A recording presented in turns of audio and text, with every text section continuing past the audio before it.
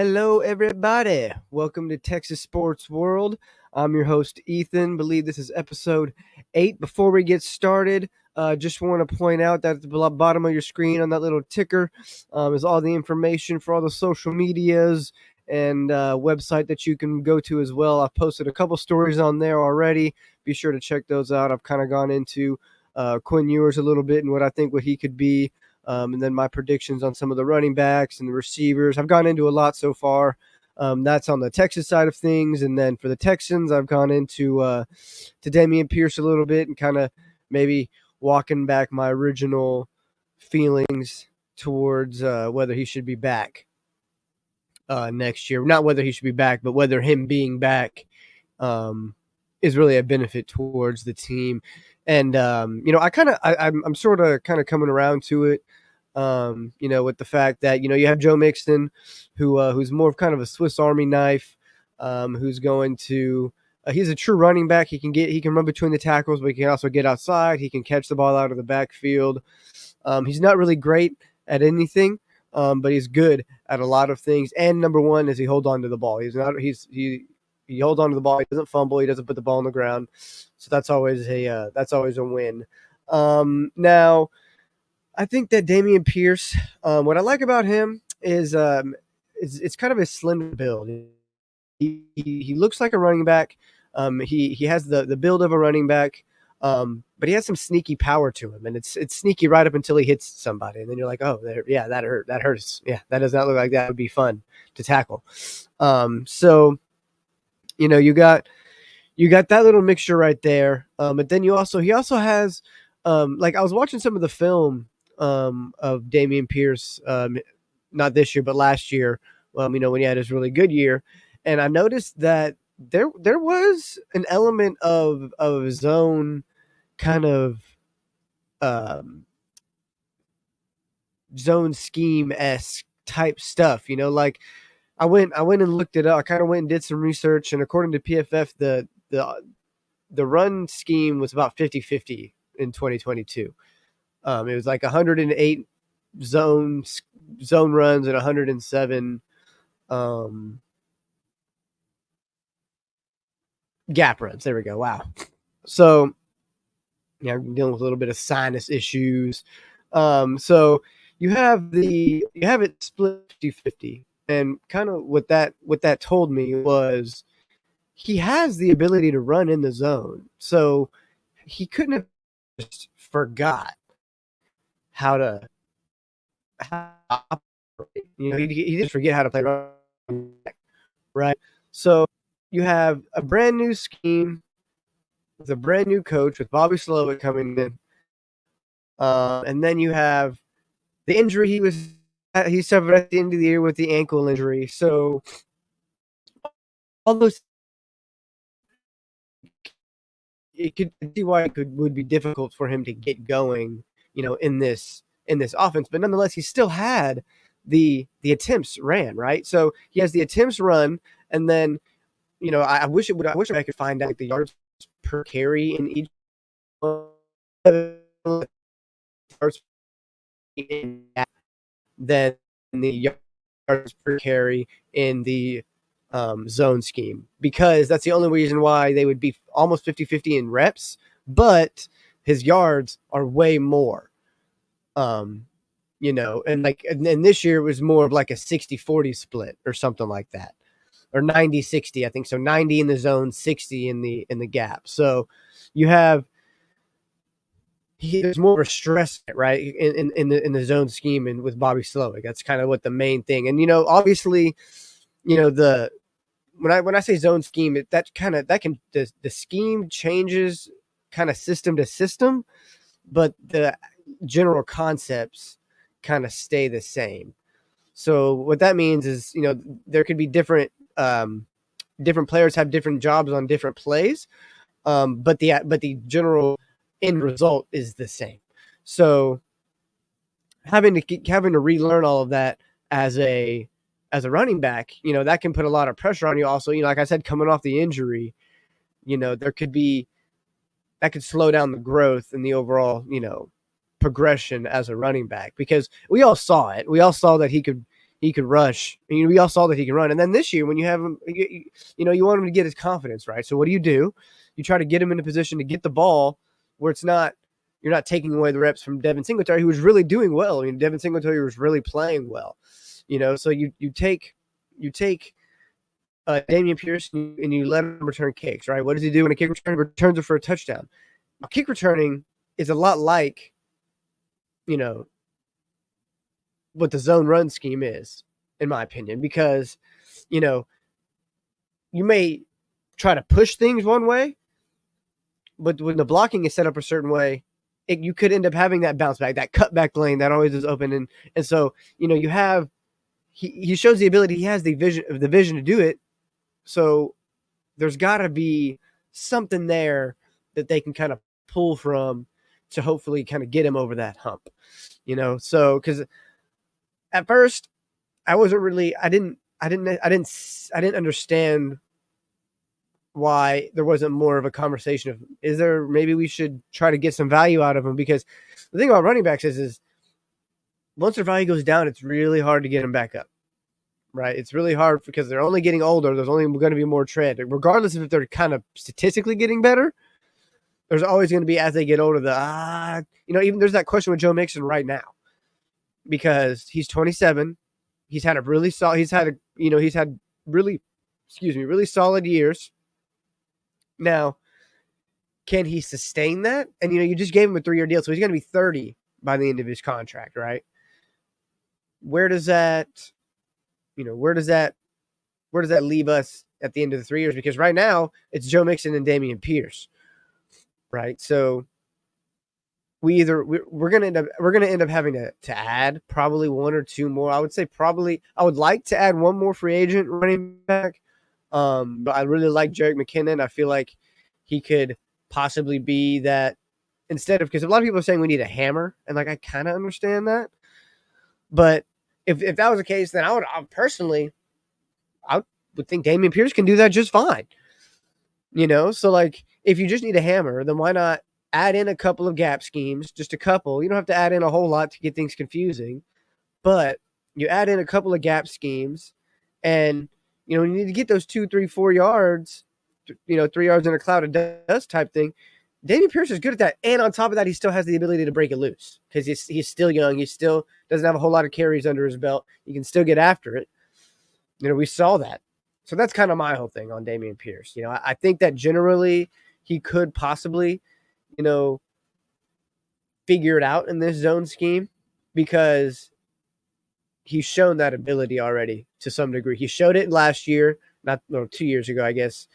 He showed it his rookie year when he, ran for 900 yards or almost 1,000. So we know he has the ability to run. He's not bad. He's still young. I think he's gonna have to go back to the lab. It's simple as that. He's gonna have to, figure out what steps does he need to take. Where does he need to line up to kind of give himself a better angle. Things like that, because rushing offense is really about geometry. It's really about the angles of everything, the angles of the blocks, the runner, everything like that. So, if he can sort of, figure it out in that general area and knowing where he needs to be, then, there's no telling that he can't, be just fine. Maybe you might not have to spend money on a running back. And that's maybe why we haven't yet. That's maybe why we, didn't really. I mean, we kind of did in Joe Mixon, but it's only $9 million for 3 years. I mean, with the cap space we had, that's not really a whole lot, in comparison to other things that we did. So that's kind of my synopsis on Dameon Pierce. A lot of that I put in the article as well. So if you want to check that out, and then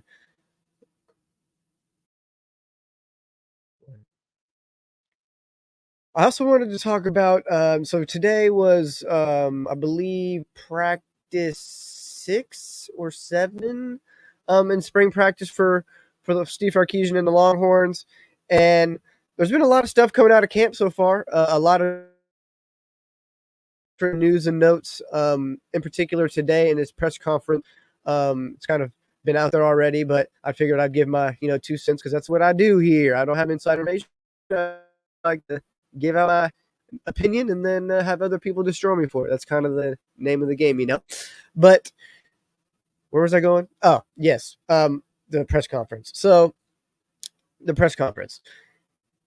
He was asked. Steve Sarkisian was asked about, if he can name one player of the early enrollees that's really stood out to him, and he named one that personally, when I heard the question, I thought he was going to go with Christian Clark, because that's kind of what we had been hearing. Christian Clark and his ability as a receiver out of the backfield.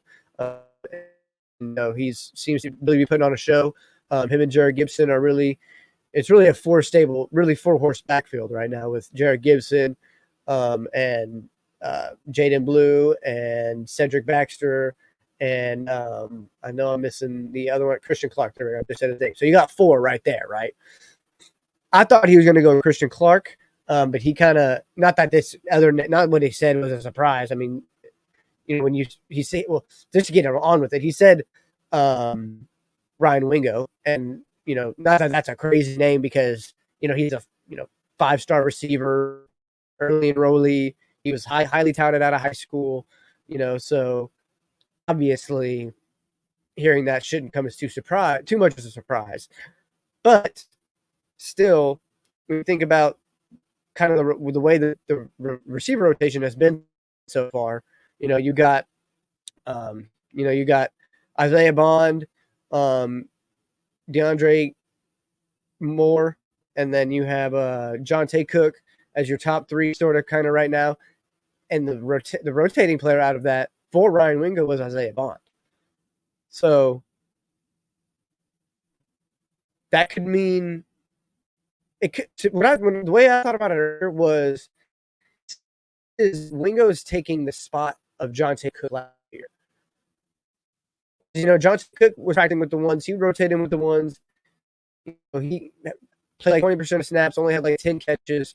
So he's kind of taking role as everybody kind of slots up. And then you have, when he comes in, he's probably come in off the bench, I would think. I think he's going to be kind of like the gadget player. Obviously, I don't necessarily think that's why he came here.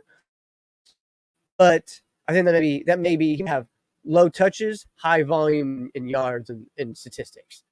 Low touches, so he may only touch the ball 30, 40 times next year, but he might have like 10 or 12 touchdowns. There's something crazy like that, So that was interesting to me that Ryan Wingo was rotating in with, because that tells me that Jonte and DeAndre Moore are cornerstones. They're the guys that they are the Xavier Worthy and Adonai Mitchell. They played respectively different positions. Obviously, they don't play the same position, but like X and Adonai were outside, and I think Jonte's outside and DeAndre's inside, but their roles within the team in terms of catches, in terms of yards, in terms of pecking order, I think it's going to be Jonte Cook, and then a mixture of Ryan Wingo and Isaiah Bond at that third receiver, and then you're going to have Matthew Golden, who's gonna come in, and Silas Bolden, who's going to come in as well. I think initially when you sign those three receivers, you think those three are up at the top, and then the rest follows, right? Because A, they're upperclassmen. B, they were all number one receivers, and they were coming from their respective schools before. So there's you kind of just thought that the pecking order would kind of go like that, just because of their age, really. But I think that's kind of props and kind of a tip of the cap to DeAndre Moore and Jonte Cook, because last year we knew that Jonte Cook was the third receiver or the fourth receiver, but he was just stuck behind first round picks, probably six pick receivers, and then you had Jordan Wington, who was your guy. He was the guy in the slot. He was, you weren't going to take him off the field. He was a leader, all those things. So you had that. And then this year, now you have Ryan Wingo, right? So Ryan Wingo comes in, at first he's running with the threes. At first he's, the pecking order is kind of what I thought it would be. Matthew Golden was kind of up there, and then you see Matthew Golden kind of taking a step back a little bit. DeAndre Moore really takes hold of that slot position. Takes hold of the slot position, and then you have Isaiah Bond, who is now rotating with Wingo, and I think we may see a tad bit more rotation. And I wrote about this in my Quinn write up that I'm not sure that there's going to be a clear 1, 2, 3, 4. Obviously, somebody's going to have more receptions than the other.